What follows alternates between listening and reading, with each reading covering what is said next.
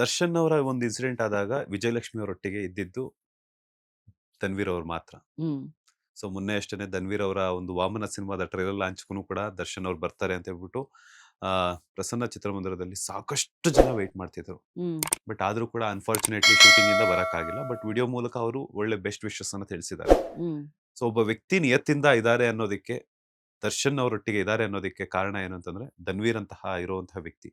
ಅವರು ಸಾಕಷ್ಟು ಸಂದರ್ಶನಗಳಲ್ಲೂ ಹೇಳಿದ್ದಾರೆ, ನಾನು ಅವ್ರನ್ನ ಇಲ್ಲಿಂದ ನೋಡಿಲ್ಲ, ಇಲ್ಲಿಂದ ನೋಡಿದ್ದೀನಿ ಅಂತ.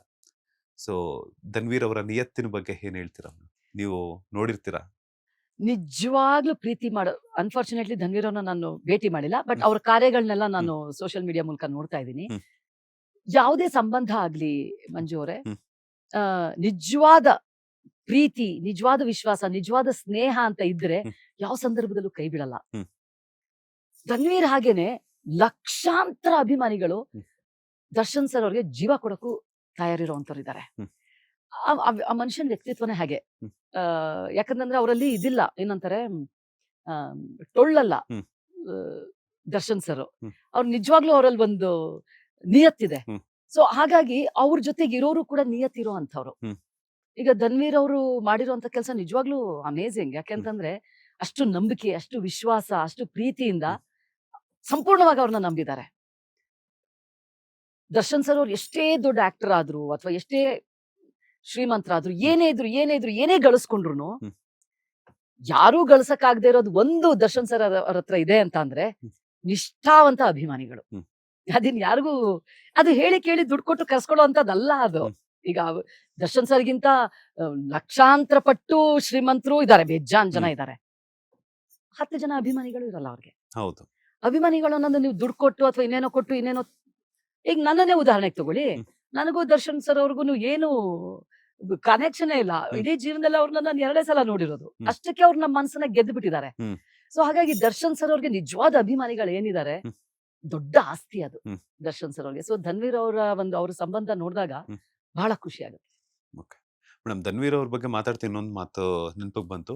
ಧನ್ವೀರ್ ಅವ್ರು ಏನ್ ದರ್ಶನ್ ಅವ್ರ ಪರವಾಗಿ ನಿಂತಿದ್ರಲ್ಲ, ಅದನ್ನ ಒಂದಷ್ಟು ಜನ ವರ್ಗ ಮಾತಾಡ್ಕೊಳ್ತಿರೋದಂದ್ರೆ, ದರ್ಶನ್ ಅವ್ರು ಇಲ್ಲ ಅಂತಂದ್ರೆ ಧನ್ವೀರ್ ಸಿನಿಮಾಗಳು ಓಡಲ್ಲ, ಅವರ ಸಿನಿಮಾಗಳಿಗೋಸ್ಕರ, ಅವರ ಸಿನಿಮಾ ಜರ್ನಿಗೋಸ್ಕರ ಅವ್ರ ಜೊತೆಗಿದ್ದಾರೆ ಅಂತ ಮಾತಾಡ್ತಾರೆ. ಅಂತ ಅವ್ರಿಗೆ ಏನ್ ಹೇಳ್ತಾರೆ ಅಂದ್ರೆ, ನಮ್ ಜನ ಒಬ್ಬರ ಪರವಾಗಿ ನಿಂತರೂ ಮಾತಾಡ್ತಾರೆ, ನಿಂತಿಲ್ಲ ಅಂದ್ರೂ ಮಾತಾಡ್ತಾರೆ. ಆ ನೋಡಿ, ತಾಕತ್ತಿಲ್ದೆ ಯಾರು ಅವ್ರ ಸಿನಿಮಾಗಳನ್ನ ಹಿಟ್ ಮಾಡಕ್ ಸಾಧ್ಯ ಇಲ್ಲ. ಹ್ಮ್ ಎಂಥ ದೊಡ್ಡ ಆಕ್ಟರ್ಗಳ ಮಕ್ಕಳೇ ಫ್ಲಾಪ್ ಆಗಿರೋದನ್ನ ನೋಡಿದೀವಿ. ಹ್ಮ್ ಅಟ್ಟರ್ ಫ್ಲಾಪ್ ಆಗಿ ಹೋಗಿದ್ದಾರೆ. ಹ್ಮ್ ಅಥವಾ ಈಗ ದರ್ಶನ್ ಸರ್ ಉದಾಹರಣೆ, ಅವ್ರಿಗೆ ಯಾರ ಆಶೀರ್ವಾದ ಇತ್ತು? ಹ್ಮ್ ಅವ್ರಿಗೆ ಯಾರು ಗಾಡ್ ಫಾದರ್ ಆಗಿ ಕರ್ಕೊಂಡ್ ಬಂದ್ರು? ಹ್ಮ್ ಸ್ವಂತ ಎಬಿಲಿಟಿಯಿಂದ, ಸ್ವಂತ ಪ್ರತಿಭೆಯಿಂದ, ಸ್ವಂತ ಒಂದು ಇದ್ರಿಂದ ಮೇಲ್ ಬಂದ್ರು ಅವರು. ಹ್ಮ್ ಇನ್ನು ಎಷ್ಟೋ ಜನ ಇದ್ದಾರೆ ನಮ್ ಕನ್ನಡ ಇಂಡಸ್ಟ್ರಿನಲ್ಲೇ ತಗೊಳ್ಳಿ, ಹ್ಮ್ ಎಷ್ಟೋ ಜನ ಇದ್ದಾರೆ. ಸೂಪರ್ ಹೀರೋಗಳಾಗಿಲ್ವಾ? ಹೌದು. ಅವ್ರನ್ನ ಯಾರ ಮೇಲೆ ಎತ್ತಿದ್ರು? ನಿಮ್ಮಲ್ಲಿ ಪ್ರತಿಭೆ ಇದ್ರೆ ಹೊರಗ್ ಬಂದೇ ಬರುತ್ತೆ. ಹ್ಮ್ ಪ್ರತಿಭೆ ಇಲ್ಲ ಅಂತಂದ್ರೆ ಯಾರ್ ಪುಷ್ ಮಾಡಿ ಯಾರು ಏನೇ ಮಾಡಿದ್ರು ದೊಡ್ಡ ಆಕ್ಟರ್ಗಳ ಮನತನದ ಮಕ್ಕಳೇ ಪಾಪ ಮುಂದ್ ಬರಕ್ಕಾಗಿಲ್ಲ. ಸೊ ಹೌದು. ಹಾಗಾಗಿ ಆ ಮಾತಲ್ಲಿ ನನಗೆ ಖಂಡಿತವಾಗಿಯೂ ನಂಬಿಕೆ ಇಲ್ಲ. ಹ್ಮ್ ಹಾಗಾಗಿದ್ರೆ ಯಾರು ಬೇಕಾದ್ರೂ ಆ ಕೆಲಸ ಮಾಡ್ತಾ ಇದ್ರು. ಹ್ಮ್ ಎಷ್ಟು ಜನ ಇವತ್ತು ನಮ್ಮ ಹೀರೋಗಳು, ಹೀರೋಯಿನ್ ಹ್ಮ್ ನನ್ ಜೀವನ ಆದ್ರೂ ಕೊಟ್ಟು ಒಂದು ದೊಡ್ಡ ಆಕ್ಟರ್ ಆಗ್ಬೇಕಂತ ಆಸೆ ಪಡ್ತಾ ಇಲ್ಲ ಹ್ಮ್ ಅಲ್ವಾ? ಸೊ ಹಾಗಾಗಿ ಈಗ ನಾನ್ ನೋಡಿ ದರ್ಶನ್ ಸರ್ ಜೊತೆಗೆ ಕೆಲಸ ಮಾಡಿ 7 ವರ್ಷ ಆಯ್ತು. ಹ್ಮ್ ನಾನು ಅವ್ರ ನಿಜವಾದ ಅಭಿಮಾನಿ ಆಗಿದ್ದು 7 ವರ್ಷದ ನಂತರ ಇತ್ತೀಚೆಗೆ. ಹ್ಮ್ ನನಗೂ ಹೇಳಿದ್ರು ಯಾರೋ ಕೆಲ್ಸಕ್ ಬರದವ್ರು ಒಂದಿಬ್ರು, ಹ್ಮ್ ಏನೋ ಒಂದು ಸೈಡ್ ರೋಲ್ ಸಿಗ್ಲಿ ದರ್ಶನ್ ಸರ್ ಜೊತೆಗೆ ಅಂತ ಅಂದ್ಬಿಟ್ಟು ಹ್ಮ್ ಸಪೋರ್ಟ್ ಮಾಡ್ತಾ ಇದ್ದಾಳೆ ಅಂತ. ಹ್ಮ್ ನಾನು ಒಂದಿನನೂ ಬಿಡುವಿಲ್ದಂಗ್ ಶೂಟಿಂಗ್ ಮಾಡ್ತಾ ಇದ್ದೀನಿ, ನೀವೇ ಹ್ಮ್ ನೋಡ್ತಾ ಇದ್ದೀರಾ. ಹೌದು. ಧಾರಾವಾಹಿಗಳಾಗ್ಬೋದು, ಸಿನಿಮಾಗಳಾಗ್ಬೋದು, ಏನೆಲ್ಲ ಆಗ್ಬೋದು, ಒಂದು ದಿನಾನು ಬಿಡುವಿಲ್ದಂಗ್ ನಾನು ಕೆಲಸ ಮಾಡ್ತಾ ಹ್ಮ್ ಇದ್ದೀನಿ. ಹಾಗಿದ್ರೆ ನಾನು ಎಲ್ರಿಗೂ ಬಕೆಟ್ ಹಿಡಿಬೋದಾಗಿತ್ತಲ್ಲ. ಹ್ಮ್ ಯಾಕೆ ನಾನು ದರ್ಶನ್ ಸರ್ ಅಂದ್ರೆ ಅವ್ರೊಬ್ರ ಬಗ್ಗೆ ಮಾತಾಡಕ್ ಯಾಕೆ ಬರ್ತೀನಿ? ಹ್ಮ್ ಈಗ ನೀವು ಬೇರೆ ಯಾವ ವಿಚಾರ ಕೇಳಿದ್ರು ನನಗೆ ಗೊತ್ತಿಲ್ಲ ಅಂತೀನಿ. ಬಿಕಾಸ್ ನನಗೆ ಗೊತ್ತಿಲ್ಲ, ನನ್ಗೆ ಫಾಲೋನು ಮಾಡಲ್ಲ. ಹ್ಮ್ ನೀವು ದರ್ಶನ್ ಸರ್ ಬಗ್ಗೆ ಕೇಳಿದ ತಕ್ಷಣ ತುಂಬಾ ಅಭಿಮಾನದಿಂದ ಯಾಕೆ ಮಾತಾಡ್ತೀನಿ? ನನ್ಗೆ ಅವ್ರ ಇಷ್ಟ. ಹ್ಮ್ ಎಷ್ಟು ನಾನು ಕೆಲಸ ಮಾಡ್ಬಿಟ್ಟಿದ್ದೀನಿ ದರ್ಶನ್ ಸರ್ ಜೊತೆಗೆ. ಹ್ಮ್ 2 ಸಿನಿಮಾ. ಇನ್ಫ್ಯಾಕ್ಟ್ ಅವ್ರ ಜೊತೆಗೆ ನಾನು ಕೆಲಸ ಮಾಡುವಾಗ ಅವ್ರ ಹ್ಮ್ ಅಭಿಮಾನಿನೇ ಆಗಿರ್ಲಿಲ್ಲ ನಾನು. ಹೌದು. ತಾರಕ್ ಸಿನಿಮಾ ನಂತರ ನಾನು ಅವ್ರ ಅಭಿಮಾನಿ ಆಗಿದ್ದು. ಹ್ಮ್ ಹ್ಮ್ ಅದಾದ್ಮೇಲೆ ನಾನು ಯಾವ ಸಿನಿಮಾನು ಮಾಡಿಲ್ಲ. ಹ್ಮ್ ಸೊ ಅದಕ್ಕೂ ಇದಕ್ಕೂ ಸಂಬಂಧ ಯಾಕೆ ಕಟ್ತೀರಾ? ಹ್ಮ್ ಅದೇನು ಏನ್ ಗೊತ್ತಾ, ನಾನ್ ಅಂದ್ಕೊಂಡಿರೋ ಪ್ರಕಾರ ಹ್ಮ್ ಮಂಜು ಅವರೇ, ಹ್ಮ್ ಕೆಲವರು ನಂದೆಲ್ಲಿ ಇಡ್ಲಿ ಅಂತ ಅಷ್ಟೇ. ಹ್ಮ್ ಹ್ಮ್ ಹ್ಮ್ ಏನೋ ಒಬ್ರು ಚೆನ್ನಾಗಿದ್ದಾರೆ, ಅದ್ರಲ್ಲೂ ದರ್ಶನ್ ಸರ್ ಹ್ಮ್ ವಿಚಾರಕ್ಕಂತೂ ಎಲ್ರಿಗೂ ಏನೋ ಒಂದು ಖುಷಿ ಬರುತ್ತೆ ಅವ್ರನ್ನ ಹ್ಮ್ ಸಪೋರ್ಟ್ ಮಾಡೋರ್ನ ಹ್ಮ್ ಬೈಯಕ್ಕೆ. ಹ್ಮ್ ನನಗೂ ಬಹಳಷ್ಟು ಮಾತಾಡಿದ್ದಾರೆ ಹ್ಮ್ ಸೋಷಿಯಲ್ ಮೀಡಿಯಾದಲ್ಲಿ, ಅಷ್ಟಿಷ್ಟಲ್ಲ ನನಗೆ. ಜೀವನದಲ್ಲಿ ಇಷ್ಟೆಲ್ಲ ಸಾಧನೆ ಮಾಡ್ಕೊಂಡು ಬಂದವಳು ಇದನ್ನೆಲ್ಲ ಕೇಳ್ಬೇಕಾ ಹ್ಮ್. ಅಂತ ಬೇಜಾರ್ ಕೂಡ ಆಗಿದೆ. ಹ್ಮ್. ಆದ್ರೆ ಅದು ಅವ್ರ ಮನಸ್ಥಿತಿನ ತೋರ್ಸುತ್ತೆ ಹೊರತು ಹ್ಮ್.